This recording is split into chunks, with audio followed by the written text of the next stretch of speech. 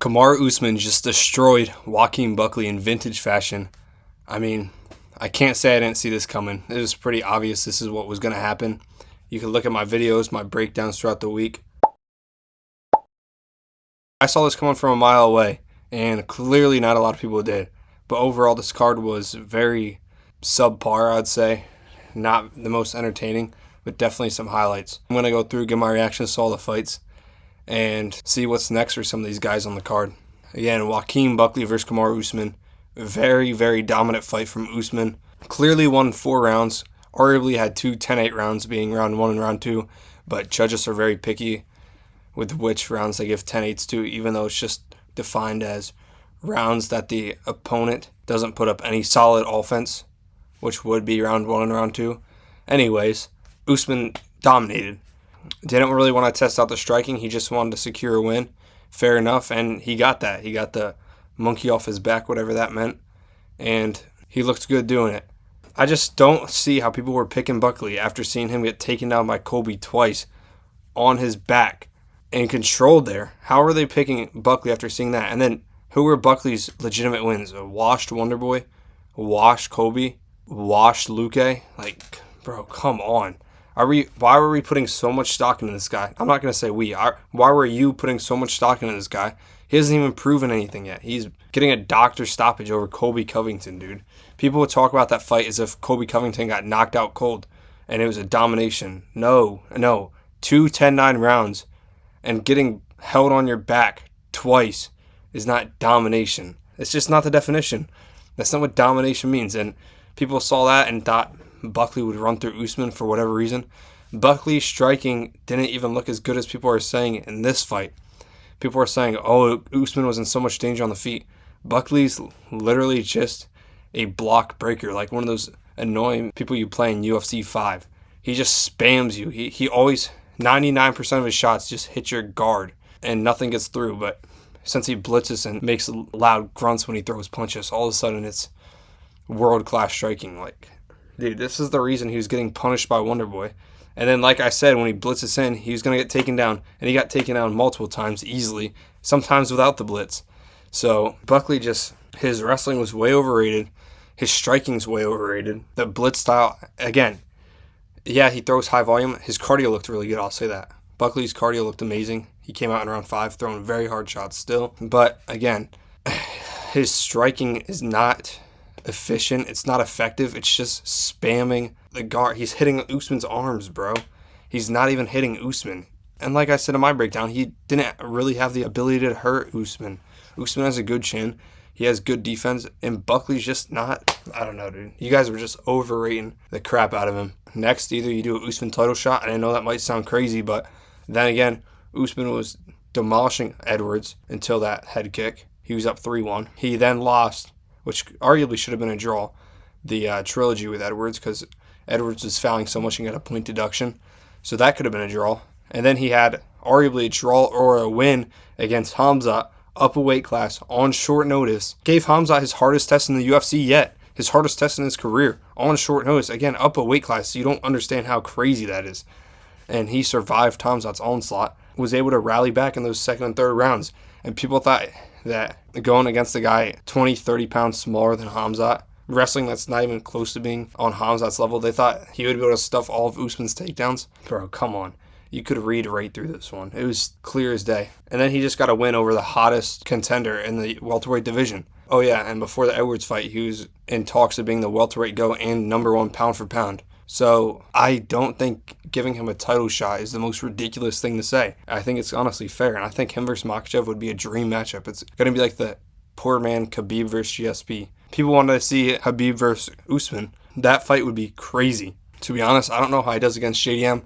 I think JDM would defend his grappling a little better, and on the feet it's probably going to look a little choppy, but who knows, dude. But if you don't give Usman the title shot, what you can do is make the Bilal Muhammad fight, release that podcast footage. We want to hear what kind of trash Bilal was talking and what caused such a stir, because clearly it was something big, and I think that build-up will just be fun. Plus, that's very winnable for Usman. Usman has way better striking than Bilal. I think his wrestling's better, to be honest. But anyways, you either do him versus Bilal or him versus the winner of JDM versus Islam. For Buckley, this one's kind of hard. He's probably what in the rankings? Anywhere from like 6 to 8, somewhere in that range, right? Either way, I think you do Buckley versus either Shavkat or Gary, because him and Gary were supposed to fight, I believe. That's still a good fight. They're both coming off losses. Or, well, I guess Gary beat Pratis. I mean, you could make that. Or you could do Buckley versus Morales. That would be insane. Really good striking battle there. Morales has good takedown defense. And maybe even Buckley versus Neal. That could be a good fight too. Neal has good takedown defense, solid hands. That would be a war. Buckley didn't look terrible, but come on, it was just vintage Usman. Very few and far between can beat a good version of Usman. Usman's back. I think this is honestly better for the division. Usman's a way bigger name than Buckley. I think he has more intriguing matchups. I personally like Usman more. I'm glad to see him get a win. You can tell it was a long journey. He's been through a lot. It's been since 2021 since he got his last win, so this is a really, really, really good moment for all Usman fans. And just all fans in general, just showing that you can come back from adversity in old age. Like, is he going to see a performance like this and be inspired? Henry Cejudo's going to see something like this and be inspired. You know, these expiration dates are getting later and later, and that means our favorite fighters can stick around longer. So, again, I think Usman wins just a really good thing. There's a lot of interesting matchups you can make with him. Rose Namajunas, Miranda Maverick. Rose dropped Miranda in like the third round. This fight was like, Rose just out-damaged her, outstruck her. This one was pretty easy to call. Not much to say. Edmund Shabazian versus Andre Petrosky. Again, easy fight to call. Shabazian looked really good, very measured, very defensively sound. He looked like a world beater here. Good on Shabazian. It was a good performance, but I don't think he's beaten any like top 15, top 10 guys. And then I think you do Petrosky versus Bo Nickel. He's been calling out Bo Nickel a lot. They're both decent wrestlers. Obviously, Bo has better wrestling, and their striking is probably about equal. So Bo Nickel versus Andre Petrosky is 100% the fight to make. They both need wins. It's a no-brainer. And then Shabazian, maybe do him versus Phil Rowe or something.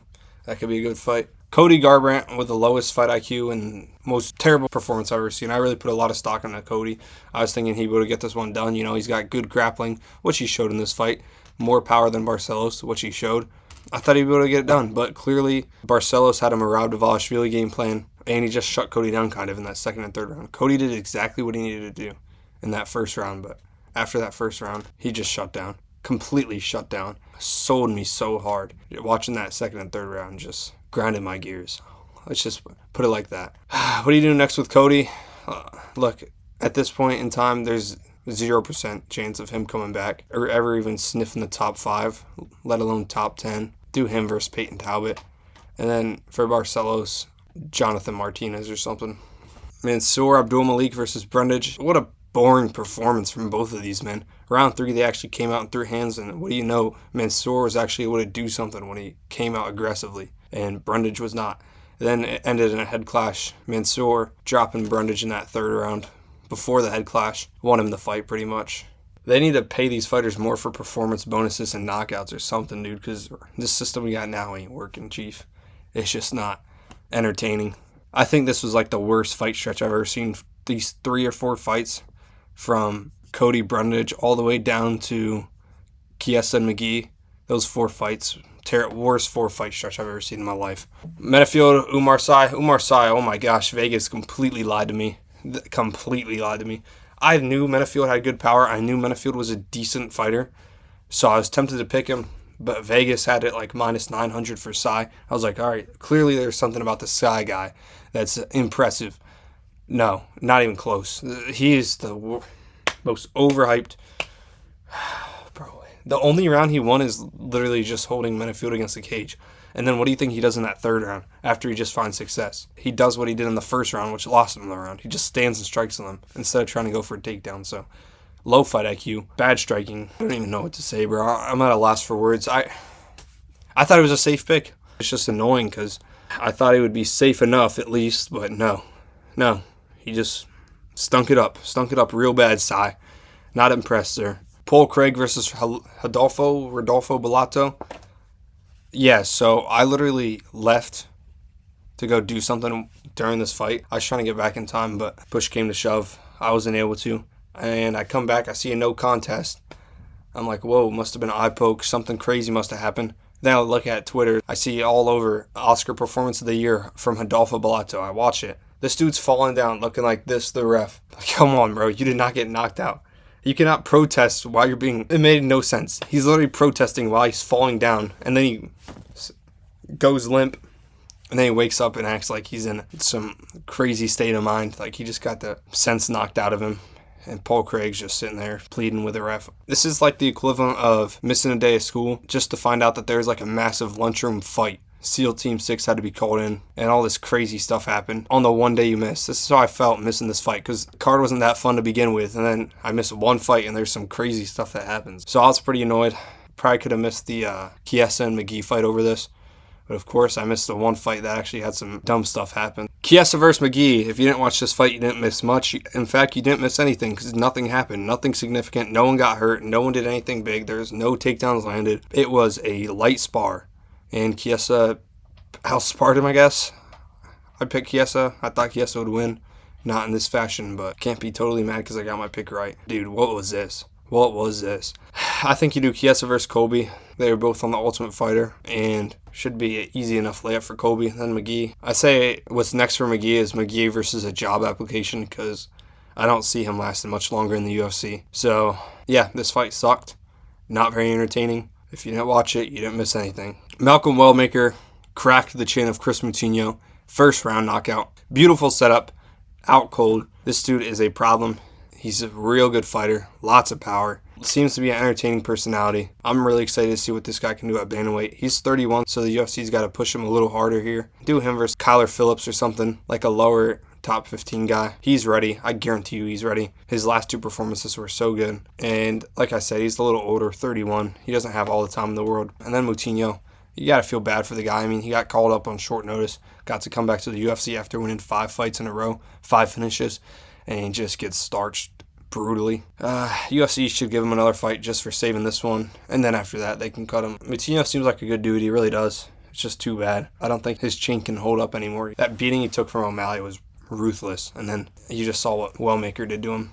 I don't think Wellmaker would have done that before the O'Malley fight, is also what I like to add. Like, people are saying O'Malley has overrated power now because Wellmaker knocked Moutinho out much easier, but that's a result of the beating he took from O'Malley. Like, look at Bruno Silva versus Alex Pereira. Alex Pereira couldn't knock out Bruno Silva, but in the fights following, Bruno Silva was getting chinned all over the place. Do you think all the guys that chinned Bruno Silva have better power than Alex? No. Alex just softened that chin up for him. Malcolm Wellmaker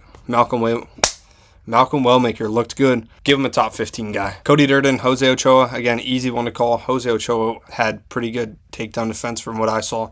Obviously the better striking, and that's where he won this fight. Came out hot in the second round, threw caution to the wind, did like a flying knee into a left straight, knocked Durden out. Very solid, very clean. A great performance from Ochoa. Ricky Simón versus Cameron Smotherman. This fight was great to watch. Cameron Smotherman got smothered, and there was even a little back and forth in the cage. Ricky Simón had this guy on the cage and said, "You're under arrest," and then Smotherman told him he's racist, which I don't know what that has to do with anything, but who thinks to say you're under arrest when they're holding someone in the cage? And then on top of that, who thinks to say that's racist? I don't know, bro. It's just so stupid. But Ricky Simón looked good. Ricky Simón might be making a comeback. He just is coming off a 2-fight win streak. His confidence is clearly building. I think you do him versus a ranked opponent. I think it's time. His wrestling and his striking are both very good. His pressure is very good. He's strong. He's no joke. Maybe it's the bleached hair. I don't know.